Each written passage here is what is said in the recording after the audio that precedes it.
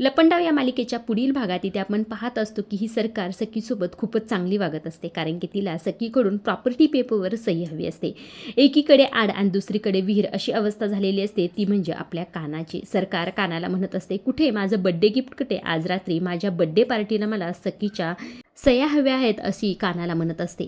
आणि दुसरीकडे आता कानाला म्हणत असते, सखीच्या सह्या घेशील ना तू? काना म्हणत असतो, हो हो मी घेईल. आता इथे काना खरं तर ऑफिसमधून घरी गेलेला असतो. घरी गेल्यानंतर खरं सखी म्हणत असते की तुझी बॅग दे, मात्र काना तिला अजिबातच स्वतःची बॅग देत नसतं. आता दोघांच्या ओढात आणि ती बॅग खाली पडते आणि त्यातले सगळे प्रॉपर्टीचे पेपर देखील बाहेर आलेले असतात.